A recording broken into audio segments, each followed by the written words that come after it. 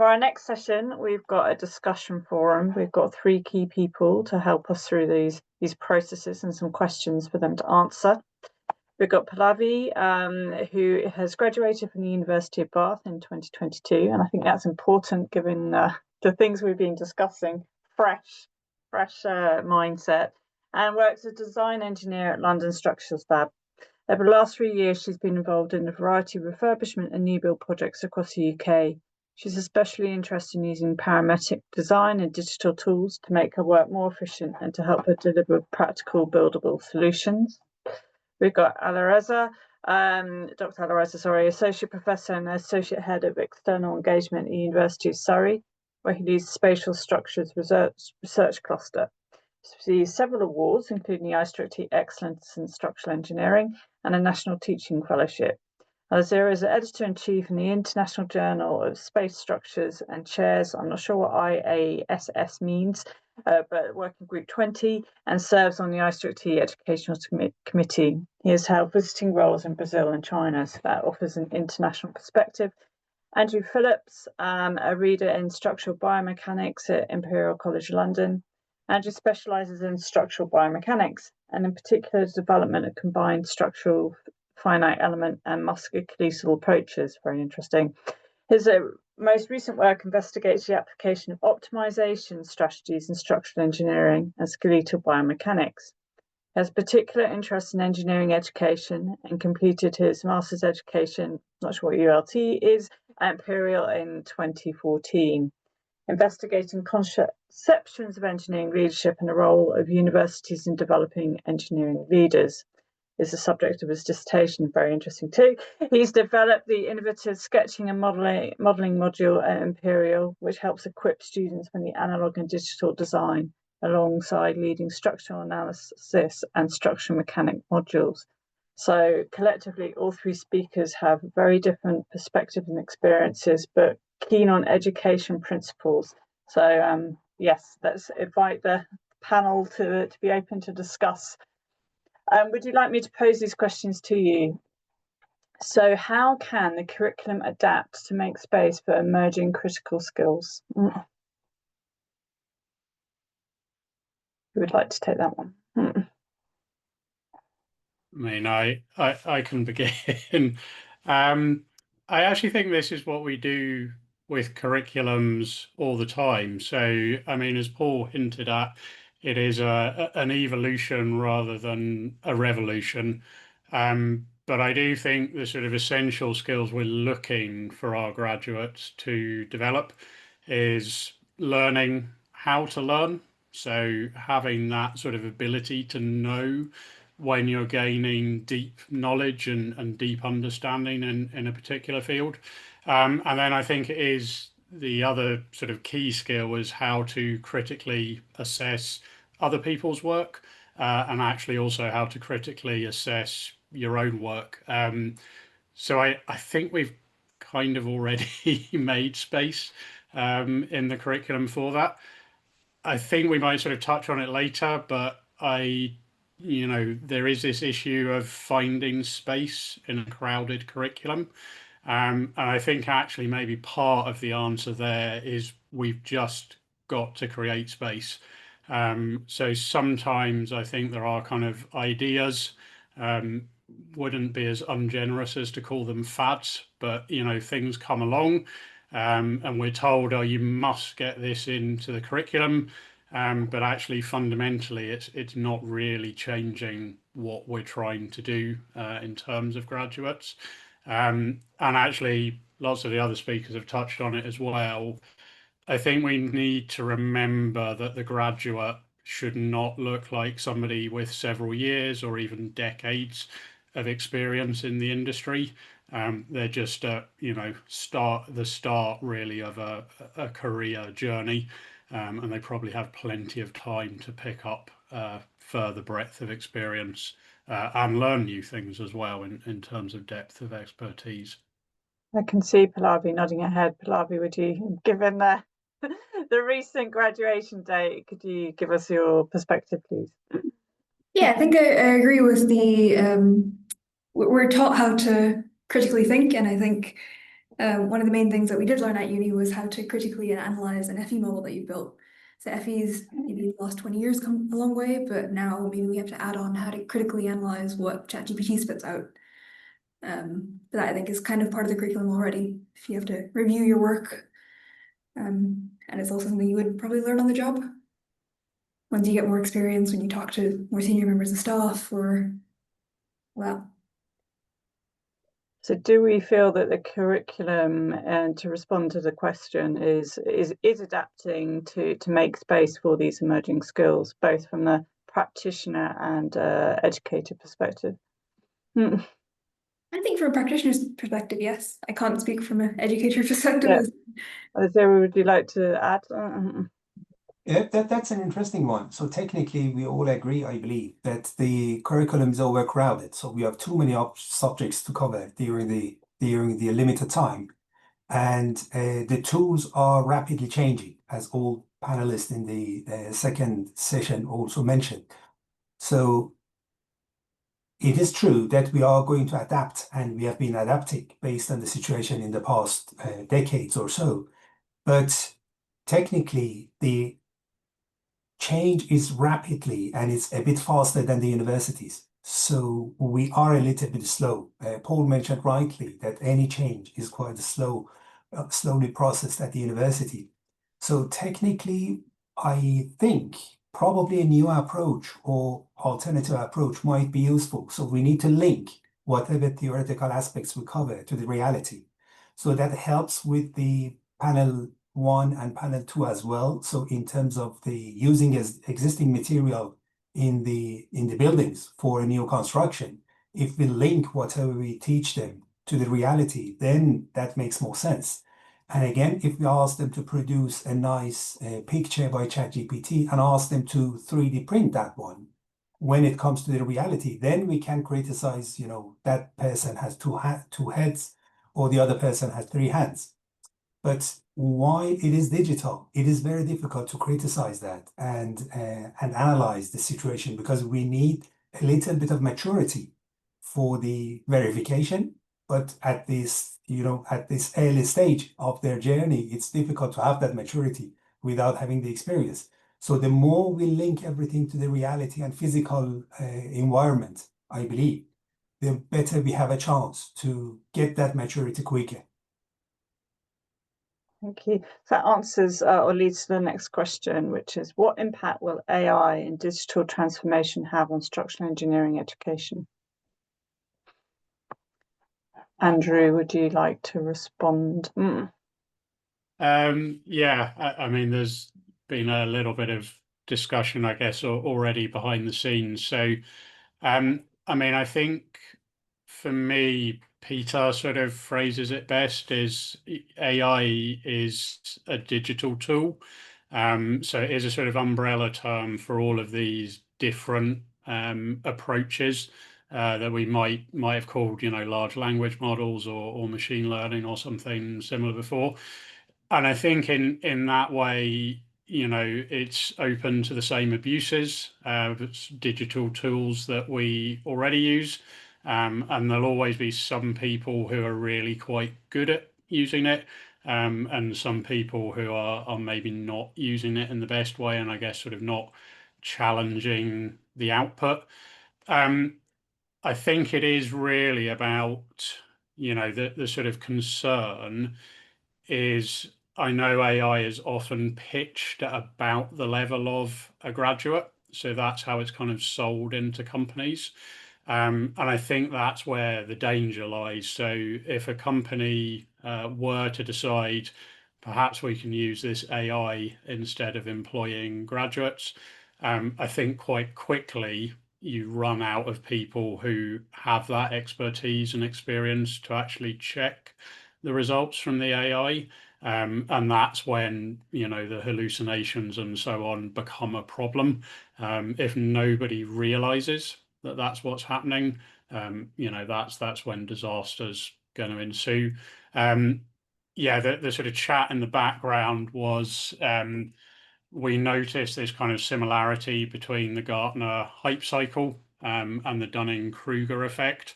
And if on the hype cycle we're kind of right at the peak, maybe beginning to come down a little from that. On the Dunning-Kruger graph, that's the peak of Mount Stupid. And I think we want to avoid ending up accidentally kind of stuck there. We've got to, in my opinion, allow graduates to go through, partly when they're students, but also when they're graduates, to go through that sort of struggle. So failing at something, and then learning or figuring out how you actually can do it. I think that's the only way that we kind of continue developing experts and those who have the know-how basically to do interesting things in the future. Thank you. Alireza, would you like to say something? I want to look at this problem from another angle. I mean, this subject from another angle. So technically, we are thinking about the changes to the structural engineering education after the AI era. So it has two different folds. Paul showed us an image and a graph regarding the AI uses and the increase near the submission period of the universities. I believe part of those users are the academics as well. So technically, we are in a situation that some students are going to generate something with their AI, and then some academics are going to, process those and assess and provide feedback, again, using AI. So where the real intelligence coming here and who is the main thinker here? So when we have a conversation and we use AI as a research assistant, so as Nathan mentioned, that I enjoyed those conversations a lot. So we can very quickly generate ideas and provide some working plans and literature search. All these repetitive items can be done very quickly and in a good quality as well if we criticize well. But we have a spectrum of the students and a range of students. Some of them are very capable, some of them are less capable, and the tool is available to all of them. Therefore, you can have a report which is produced very similar in terms of the structure. The content in some of them are excellent and very good, in some of them are not as good. And then if you bring the use of AI by the academics to the play, then AI-generated report is going to be assessed by AI. So we are in a loop that the human factor is minimized. So how we are going to deal with that? I don't know the answer. That is an interesting question. Thank you. I'm going to move on to the next question, which is how can higher education prepare graduate engineers to develop the skills required to make the most of existing structures? And I'm going to open that one to Pallavi, please. Well, could I just briefly touch on the previous question? Of course. You mentioned that it's largely a thing about the quality of the person who asks the questions to the AI. I think the main thing is that the AI is not going to generate any data. So if we use it for writing an essay, you're going to have to give it the points first, and then it can turn it into an essay. Or if you're going to do a desk study, you want to give it the specific location, and then it's going to search the internet for all of the data you want. But it's never going to do like a beam calc because it's not good at maths. It's just going to know the formula, but then not actually do the design. So I think the way to prepare for future skills is using it to help with code, or maybe consolidating information or data for existing structures. That's, I think, most important. So recently I've been using it to help with data processing. I've had an existing building where I've been trying to calculate about 300 columns at the same time. So I built an FE model. I wanted the data to be put into a format where I could do a batch design of all of these columns given certain conditions for each one. So that's what the AI has been helping me with. That's what I think I was able to learn how to QA this information that I've got out from it. And that was largely from my time at university when I had a programming for design module or things like that. I like the word learn. I'm hearing that, which is really important. Alireza, would you like to respond to the same question? So I think there are two different levels. So one is the operational level, one is the developmental level. So if we are using AI as a tool, we need people who are using that tool to know what are the capabilities and how to use that in the best capacity. So that is one level.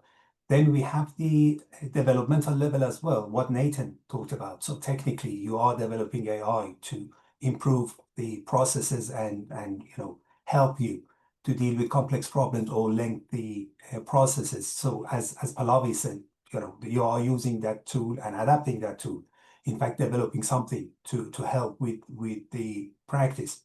But I think there is a big difference between being observer or being a player. So my son likes Minecraft, and there are loads of videos on people playing with Minecraft. So you can watch them for hours and hours and enjoy what's happening and what is possible in Minecraft. But when you go and play, that's completely different story.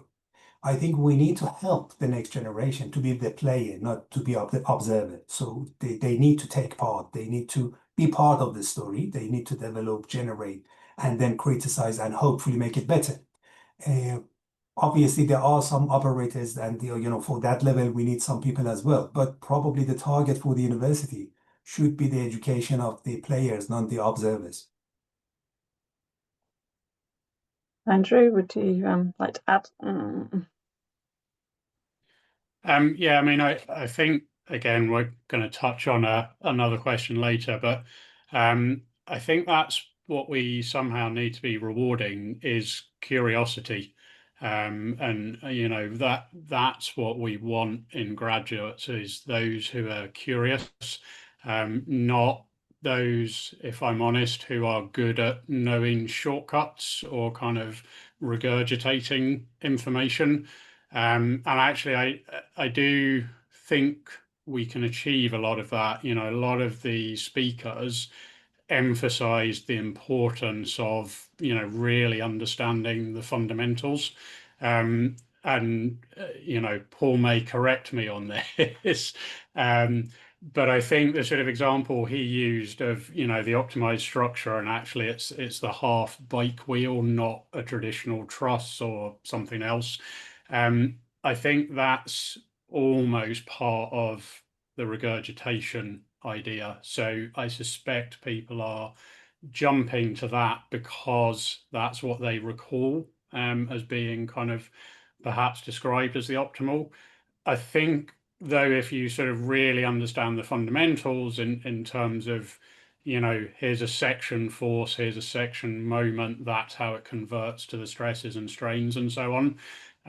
If you understand the analysis bit, you can arrive at those optimized solutions. So I think it's about knowing how to use the tools. And exactly as Alireza was saying, it's about playing. I do think sometimes students are a bit reluctant because they're worried they're going to make a mistake or they're going to fail. And perhaps some of our assessment systems don't always help in that regard. But yeah, I think it's exactly that point. We want people who are doing, not people who are observing.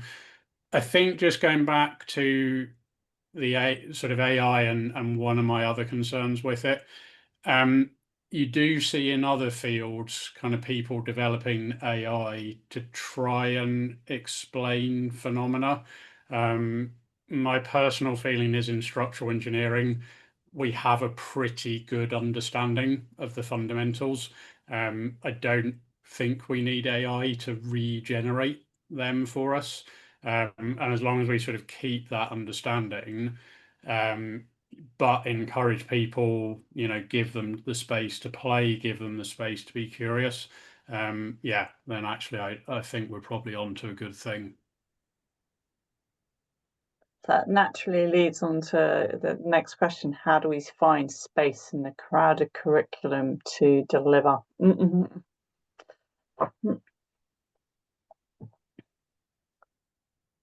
I think to me, it's a sort of horizontal problem, not a vertical problem. Probably a particular module on AI, it doesn't help. So this is something that is similar to have a particular module on calculator. So although we need to know how to use calculator, and still, we may help students to start working with Excel sheets, but as long as we start in the right place and then show them what is possible, then since it is convenient, it's going to be used. I have no doubt for the future stage, but probably early stages to use it correct and an appropriate level with consideration. So that is the point. And probably this is something as a skill we need to propose and we need to practice several times. So it's not once just to mention about, this is the tool, you may use it. But when we practice and do it again and again, then we are going to be expert and we are going to be skillful. Therefore, we can use it better. So to me, it's a touch of this in all different modules and all different parts of the curriculum, instead of having a particular area that we want to specifically talk about this. Andrew? Yeah, I agree. So I think I don't know if it was a few years ago and if it's still sort of the way people understand things, but I do think we're trying to make T-shaped people as graduates. So personally, I think we need to give them the experience of being able to understand something in a lot of depth and have expertise in a topic. I don't know always whether that needs to be in lots of different topics. And one of the sort of notes I made, and I think somebody brought it up in the chat earlier, is very often when we talk about structural engineering students, we are talking really about civil engineering students. So they're having to be expert in a lot of areas. I think really the sort of breadth, maybe that's the area where I think we need to create space. So as I was saying, I sometimes feel sort of a lot of ideas come along and it's like, right, you must now explicitly include these in the curriculum somewhere. But actually, I think sort of, as John was talking about in terms of, requiring the sort of requirements to make the most of existing structures, there's the technical skills and then there's the kind of non-technical skills. And I think we would hope that actually through design exercises or through looking at case studies, forensic engineering was mentioned and so on, that actually a lot of these non-technical skills would be developed as part of that. So I don't know that it's always helpful kind of labeling and saying, right, we must impart this. I think if you have authentic projects and you're partnering with industry on those, hopefully a lot of these skills should come across.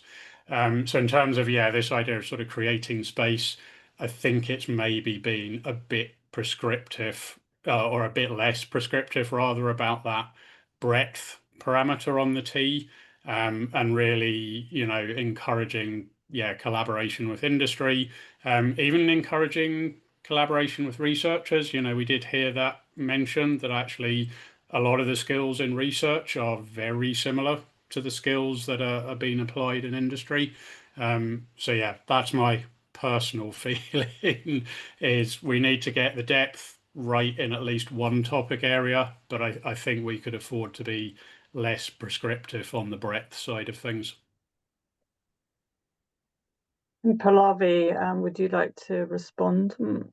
Yeah, so I think that's a good point about the design projects at Bath, and I'm sure other universities have that as well. But you do a design project with other people, like with architects and with people in industry coming in to crit your work, do the crit for your work.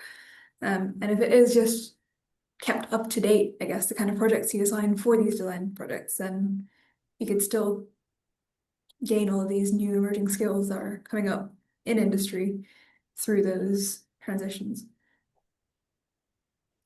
Okay, thank you very much.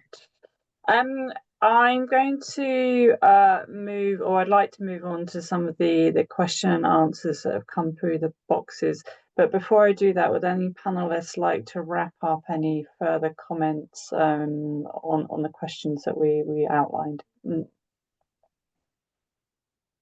I only have one more point regarding the AI and dealing with AI as a tool, or as a tool with the capacity for thinking, as Peter mentioned rightly. So the main initial direction was, an attempt to make the machine think. So that thinking element is not too strong at the moment, but there are some capabilities, and I think there is a potential for that to be stronger.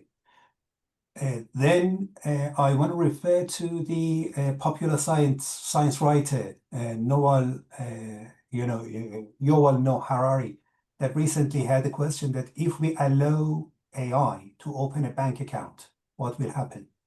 So technically, you have a machine, you have a tool which is very capable of predicting and doing things, and then you give them the ability of having a bank account and then invest and generate money.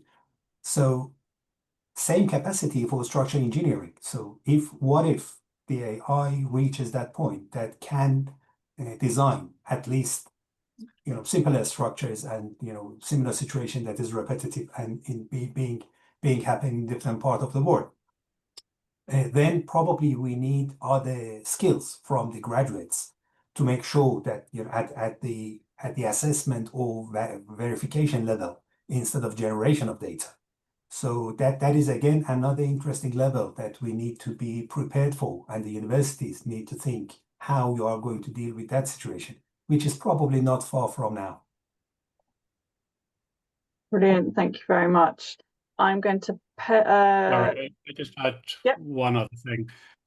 So it's just really to say, again, with this sort of idea of the crowded curricula, I think this is the other sort of thing that we should acknowledge, is we want each university course degree to be different. Sure, they should have some things in common, but I think that's the real danger, is if we keep crowding too many things into everybody's program, every program becomes the same and with kind of too much information, especially in a world where we're sort of constantly dealing with, information coming from a variety of sources. So I think it's always an important part of any discussion to sort of, to say that I think courses should be different. And ultimately, I do think that'll make industry more interesting, because it allows more diverse teams to be built. And ultimately, that's going to also result in more interesting things going on in the future, I would say. I get the real sense that there's actually an obligation on us all with our own CPD. And that learning doesn't stop, and the next new thing comes along, and then it's, we've got to learn this because of that. How do we fit it in? And it's easier if it sometimes happens on the job, but sometimes it doesn't. So we've got to keep doing our CPD in these areas and keep monitoring, evaluating ourselves. Right, meanwhile, I've got 2 questions left over from the earlier sessions, which I'm going to raise to you, and then we'll bring in the other panelists from the previous sessions if they're still available to do a wrap-up plenary session. So this was asked earlier, if AI is the future, why are we fighting it? Shouldn't we leverage the fact that it possesses a large amount of data and integrate it into our system? Hence, we should change the course curriculum and eliminate irrelevant topics in school. Do you agree?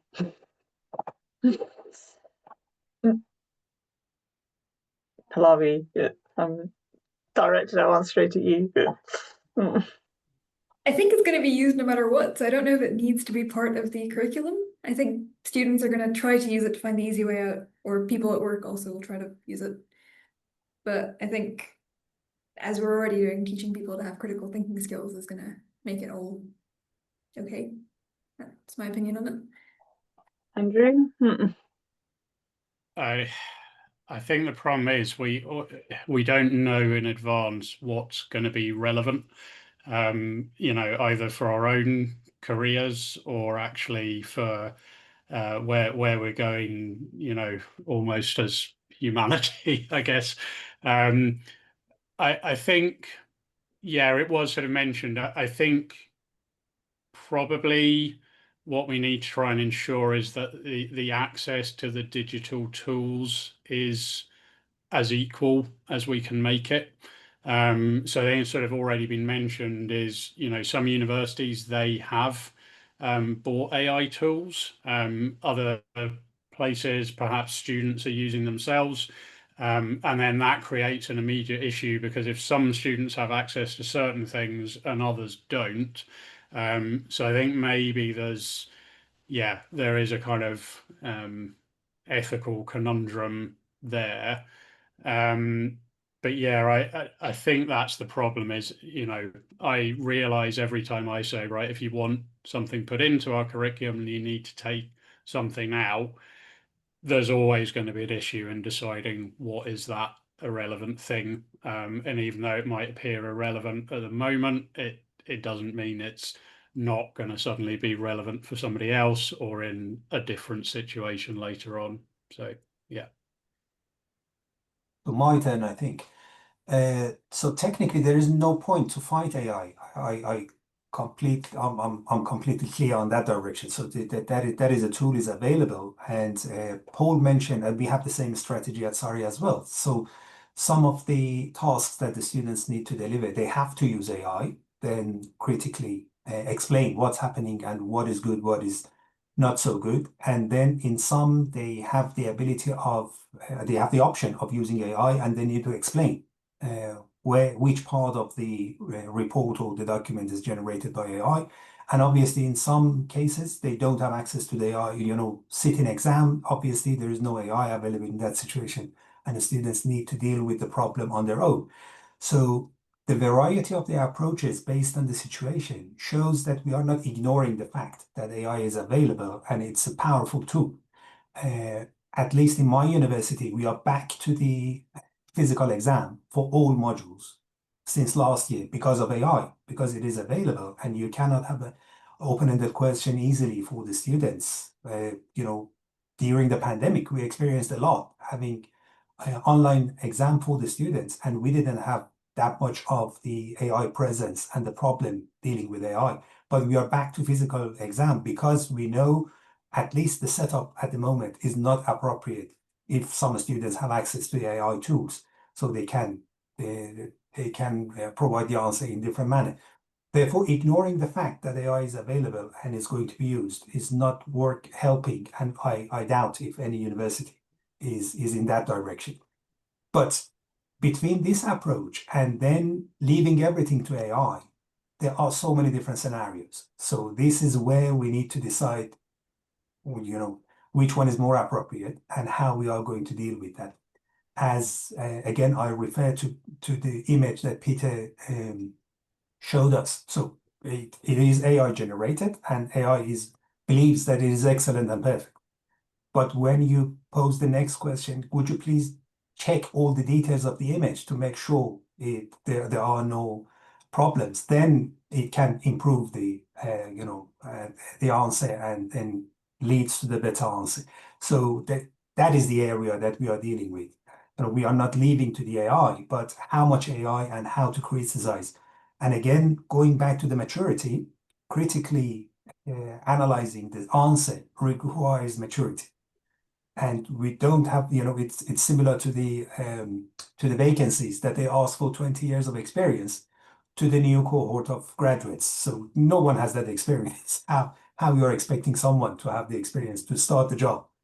So that is the point. How we are going to ask the students and want the students to verify the answer produced by AI, while they didn't have any chance to get the maturity and criticize different situations and then be able to criticize. So it's exposing all our I don't want to use the word weakness, but it's exposing opportunities to have further discussions around things, isn't it? It's a very interesting mirror, AI. And this is probably a nice broad question for all panelists, if they're all available, is what will be the future of codes publishing for practice? Is legality and structural engineer certifications in the future? So I think that is getting very interesting. This starts to become about standards and practicing of standards and how things are done, and also, as you've already highlighted, what they show us. So who would like to further discuss that one?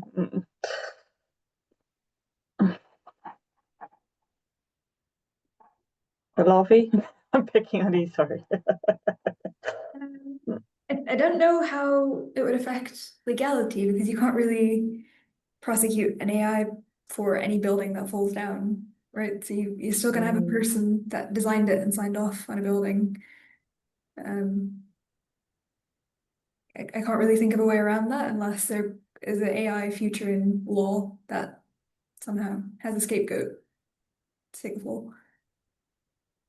That's quite a definition, isn't it? Yeah, that's interesting. Andrew? Yeah, I think what Pallavi says and actually what Andy said earlier are probably relevant. So I think sometimes, you know, so the codes are there, if you like, to apply a minimum standard. So there are already projects where people are not able to use the codes for one reason or another, or they're having to actually demonstrate something that goes well beyond the codes. So I actually think from a sort of legal perspective, there are going to be times when sort of the responsibility on the person is going to become higher, because yeah, if there's a suggestion that anything has been generated by AI, I think there is going to need to be a much more thorough checking process there.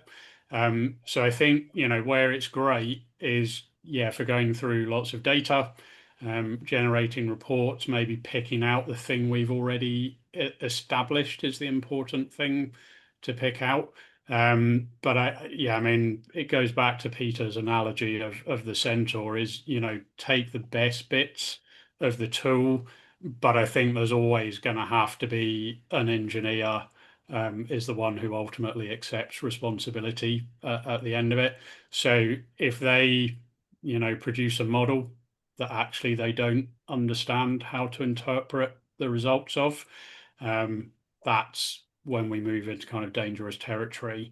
I mean, something I did write down was the idea of always having a simple version of your complex model.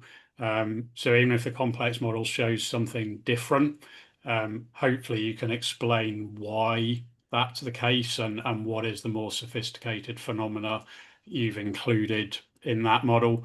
So yeah, I think in a way, probably not that much will change, but it may be that certain engineers end up assuming much more responsibility when they sign off on something.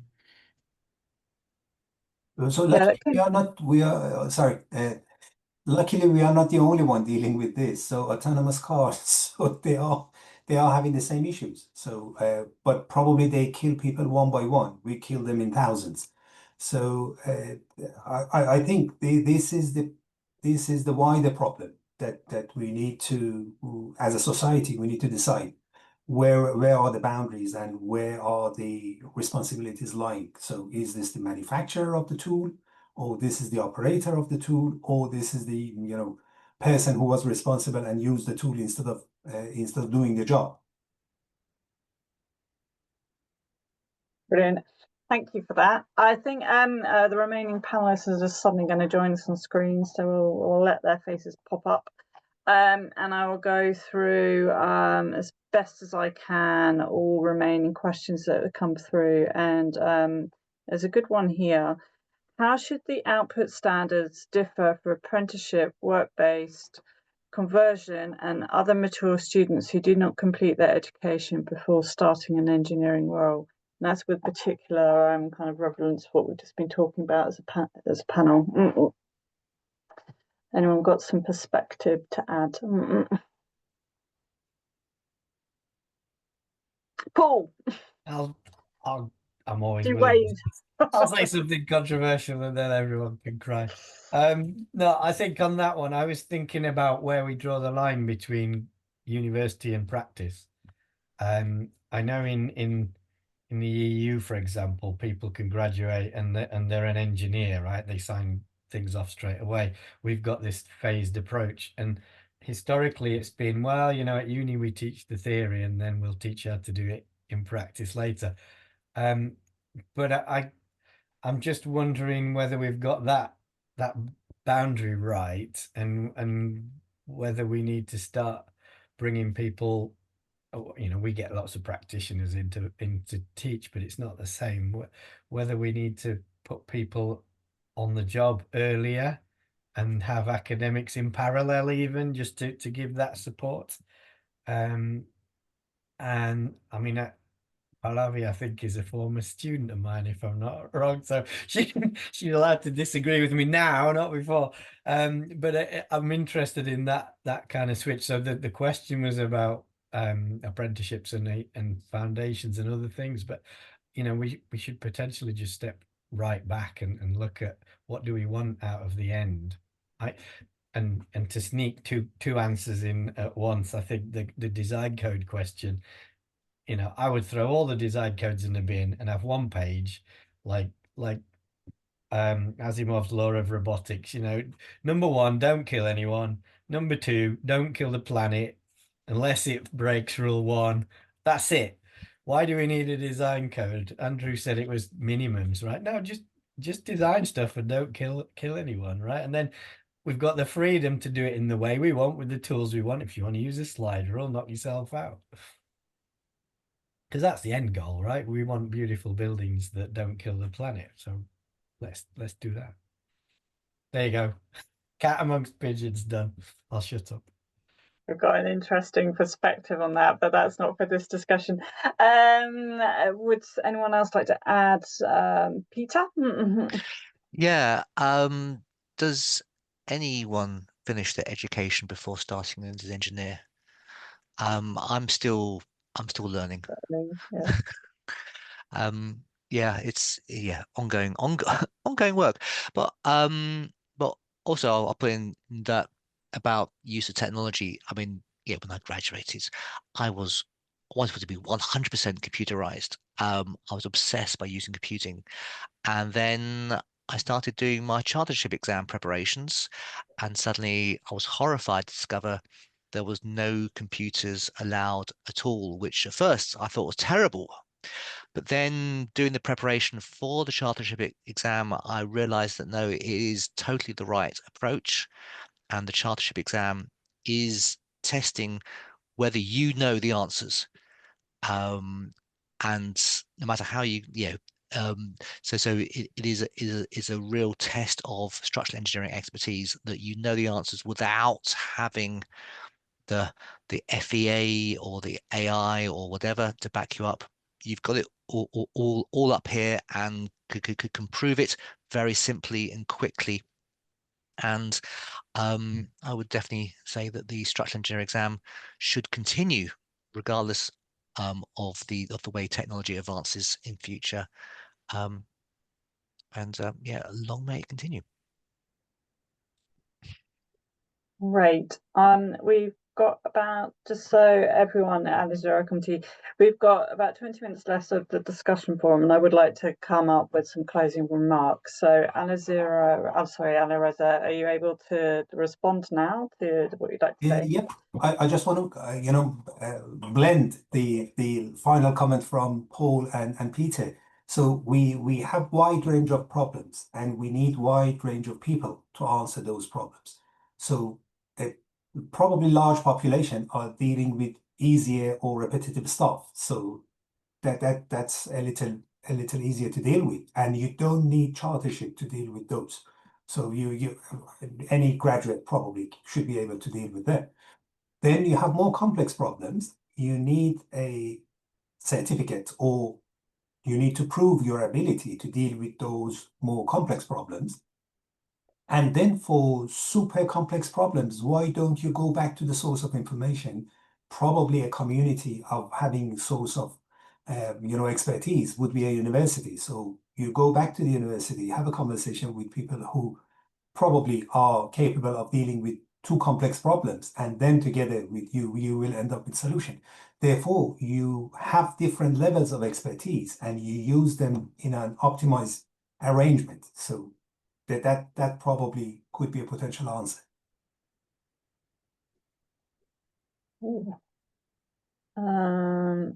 I'm going to ask any of the panel members that can equally see the Q&A box I'm scrolling through, if there are any questions there that provoke further thoughts.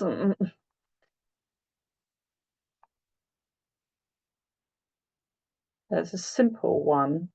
Interesting ideas. I wonder if the 3-year BA is relatively general, plus an MSc specialist module might be better than an MEng. What are thoughts on that one? I don't really have an answer on that, but I do. It's something that I regularly think about, I suppose. So this is particularly as we have an MEng, that is our sort of flagship program at undergraduate level, but we also have a very large intake of MSc students. It's an interesting one because by the end of the MEng, because we've had those students for 4 years, I am very, very confident in their abilities. On the MSCs, I think we have a sort of slightly different blend of students because they've obviously chosen to specialize in that particular subject that they're doing the MSc in. And yeah, to a certain extent, I think there are advantages to having that. So, you know, having somebody who comes back saying, I really want to learn more about this, I think can be a very good thing. Yeah, I think it's really, you know, it's another one, different paths sort of suit different people. So I understand the original motivation for having the MEng. I do actually, I guess, wonder a little bit whether we underutilize the opportunity afforded by having an extra year. So that, yeah, there may be smarter ways we could go about things in that regard. I would love it if everybody did, yeah, 3+1. I don't think it's a model that's immediately going to be adopted, and there are, you know, various issues with adopting it. But I would quite like that system, in fairness. Yeah. I mean, can I push that even further? I'm sure someone's told me there's a university where you just come and you get a degree, not in anything, and you've got a huge range of topics. You just build the credits up and leave with a degree. And I think in some respects, I could imagine someone coming, given all the transferable skills and the way things are moving, why don't we let them come in, spend 3 years getting skilled, leave with a degree, with a transcript to show what they've done, and then it's up to the employers to say, oh, I want that person, or I don't want that person. A revolutionary concept, that. Quite like it, though. Anyone else like to add on that one?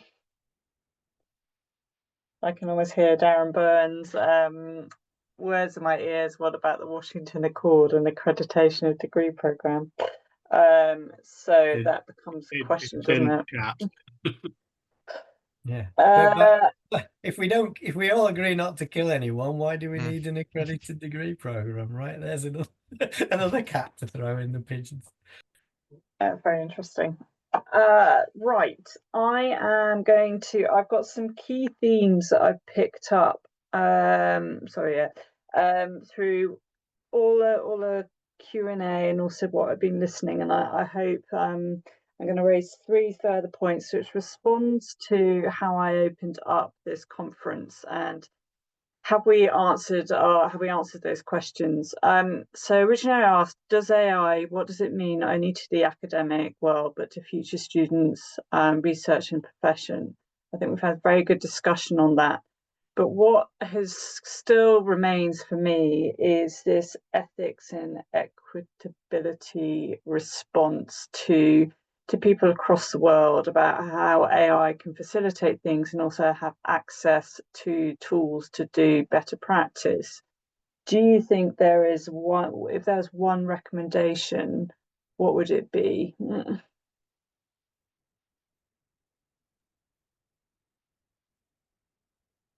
May I? Yes. So I think we need to talk to each other. So different parts of the world, when we talk to each other, with each other, then we understand better, and then you know, we can do a lot more than doing that separately. And obviously, there are equivalent tools or approaches in different parts of the world. I think it mostly anyone goes to the university has access to some sort of tools. So the nature of the problems that we are dealing with are very similar. Therefore, the process could be similar, although the application and the tools are different. But the more we talk to each other and work together on different things, so you know, virtual mobility is excellent. My students work with Mexican students and work with Iranian students without traveling there. So that brings a very good level of understanding of different environments and internationalization of the curriculum without colonization of approach. So it's not replicating each other or everyone replicating us. It's just understanding what's happening and working together.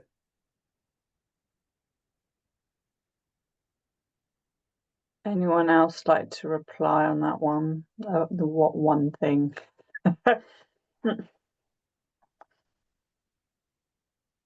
Right. Okay. So yes, I think there still remains to me an ethics and equitability question. I'm not saying it's going to be resolved, but it's definitely something that shines through, particularly when we start talking about future generations and career opportunities. And although this is an academics conference, is ultimately how do we support future career goals? And I think somebody has said, what if we've got cheap AI and an expensive graduate? What does that mean? Where did these outcomes go? And I guess that questions me about the role of mentoring, the role of the profession, and the role of academics. What is our responsibility? And at what level are we custodians for it? And this is where I start to sort of that kind of ones around ethics. Has anyone got a strong opinion or is able to sort of give me some, allow me to sleep tonight? Anyone on the panel? Yeah, I heard it. I mean, I think I think you're definitely it's sort of part of another discussion about this. I do think we need perhaps more kind of dual roles, so people who are involved in industry and in academia, and probably also actually kind of industry research and teaching. So I think we kind of want people not to get too far into those silos, to sort of always be able to at least peek back out over the top, and speak to colleagues who are doing other things. I think you've sort of you've mentioned that word mentorship, and I think that's really, really important. And I think we probably do need to have a clearer system where actually, when a graduate joins a company, it's not just a senior mentor that I think they should have. I think they should have a much more recent graduate. So, somebody from the last 2 or 3 years, they're really the ones who will know what's going on, how things are changing. And obviously universities, I think there's a kind of obligation on us to be speaking to our recent graduates. I always think, we have a lot of feedback opportunities, if I can put it that way, during the degree. I don't think we ask nearly enough the people who've just finished the degree, have that 2 or 3 years, maybe 1 year experience, and therefore actually they could really inform us, whether there are changes we should be implementing. Hopefully occasionally, whether there's things we did really well, but also where there's, room for improvement. And sorry, go on. Yep. Sorry, Paul. We found it very useful to have the Industrial Advisory Board, a diverse mix of recent graduates and more experienced colleagues from industry. I think that is one of the occasions that probably we can receive those feedback from recent graduates. Yeah, I was going to say also, I think there's an opportunity here where recent graduates can mentor senior colleagues, because Andrew, you said, that they know what's going on. Well, how can you run a business if you don't know what the tools can and can't do that your employees are using? You missed opportunities. So there's, I think you call it reverse mentoring or 360 or whatever. There's an opportunity there. And in terms of helping Elizabeth sleep at night, I mean, we have at Bath a Centre for Doctoral Training in ethical and responsible AI. It's in the computer science department. So this is a challenge that many professions are going through, and some aren't going through it and should be. So I think in order to reassure you slightly, it's not just our problem, and we can, the world could come up with some solutions that we can take advantage of. That sounds very promising, because that leads on to my next point, and I'm afraid that Yasmin has gone, but I haven't brought my own views on building codes, but I also believe in disaster risk reduction, and I see many future risks of how things that were designed come to become further stress in the future environment of the planet, and also how things, even design that has occurred, hasn't always happened in the way that it should, as we're finding with the building safety case reports. So my view, or what I get concerned about as a practitioner that's thinking about future risks, it is if we hand stuff to AI to go through processes, how can we use it in a positive way? And I think, Paul, you alluded to this in your presentation, is can we actually change the parameters of some of our building codes so that they get revised and updated to cope with this future environment that we're providing? Dun, dun, dun, dot, dot, dot, please come in. So that means you want the building codes to be a wiki, and just everyone in the world can change it whenever they decide that it needs an update, right? Instant update, brilliant. I hadn't quite gone to that expansive idea, but potentially yes. But yes, anyone else like to reply? Yeah, nothing's more accurate than Wikipedia.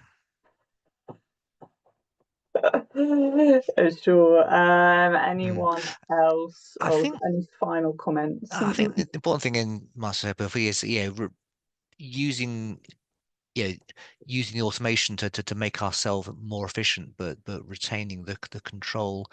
At the moment, we get grads and so on to do FE analysis. They should be doing that. A simple hand calc first to say this is approximately what it's going to do, and then do the analysis and say, are they the same? Are they different? If they're different, why are they different? It's likewise even the Bron diagrams. Here is a frame. Here is the loads. What is the bending moment shape? What is deflected shape? No numbers, just it's something like this, and it's developing that understanding of things. So when you do get the answers, you can judge them. That qualitative understanding is crucial, alongside making maximum use of the digital tools to make us more efficient, because most engineers out there, they're overloaded.